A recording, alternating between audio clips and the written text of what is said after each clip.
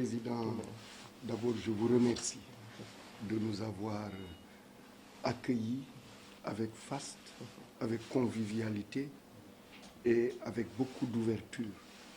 Et je salue vos collaborateurs qui sont autour de vous. Nous sommes retirés pour échanger. Cet échange est venu, comme vous l'avez dit, après des échanges à distance il y a quelques semaines. C'était la première fois que notre parti en construction rencontrait votre coalition. Et de ces échanges, nous avons tiré une grande convergence de vues, ce qui est une excellente chose pour le pays, puisque ce pays ne pourra être transformé, ne pourra être gouverné dans l'intérêt des Sénégalaises et des Sénégalais que dans le rassemblement, dans l'union. Et nous avons, dans ces échanges, vu que nous partagions des questions fondamentales. La préoccupation d'améliorer la situation des Sénégalaises et des Sénégalais. Nous le savons tous. La majorité du pays souffre et il est important, en urgence, d'y apporter des solutions concrètes. À l'entame de mes propos,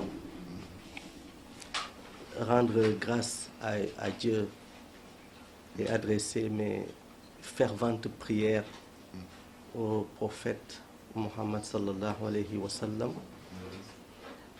et vous remercier pour m'avoir donné la parole, docteur. Je remercie Madame la vice-présidente pour cette belle introduction. L'honneur m'échoit, cher professeur,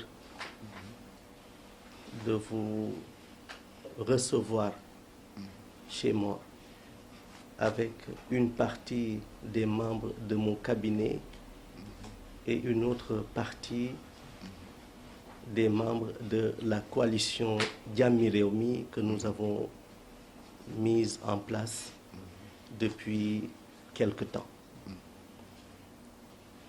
Je salue aussi ces hommes et ces femmes qui composent votre délégation,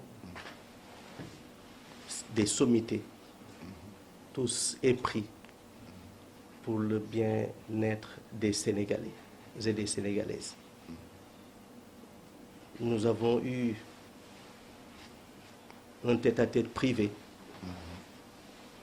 et je vous ai dit tantôt que j'étais comme un élève face à son professeur qui a bien voulu lui servir un cours magistral sur la sociologie de son pays.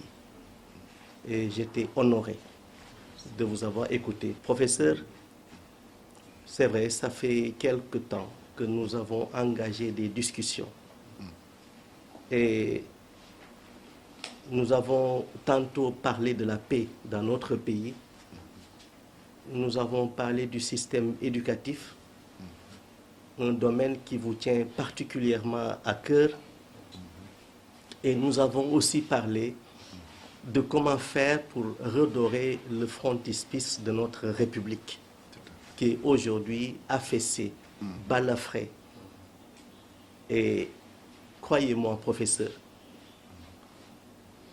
en passant par le préambule de notre Constitution qui parle de valeurs culturelles fondamentales, nous savons bel et bien qu'il est important aujourd'hui d'aller vers une nouvelle alternance sans le président Macky Sall pour reconstruire ce pays qui est aujourd'hui à genoux. Donc, professeur, je vous remercie pour cette visite. Je l'ai dit tantôt, vous êtes une sommité, quelqu'un de très respecté sur le plan mondial et qui incarne de grandes valeurs. D'abord, d'élégance, ensuite de générosité et de sagesse. Et cela est important pour tout Sénégalais qui aspire à ce que le Sénégal puisse aller vers l'épanouissement. Nous, professeur Mary Teuw Niane, président du mouvement pour la transformation nationale, MTN Modna, Cheikh Alassane Sène, président de la coalition Jammi Rewmi, après avoir constaté les violences politiques et l'effritement des valeurs culturelles fondamentales pouvant conduire à l'instabilité du Sénégal, considérant la menace que constitue une troisième candidature, décidons de créer le cadre de concertation pour une alternance pacifique, le CAP. Invitons tous les Sénégalais épris de paix et de justice à se joindre au cadre de concertation pour une alternance pacifique.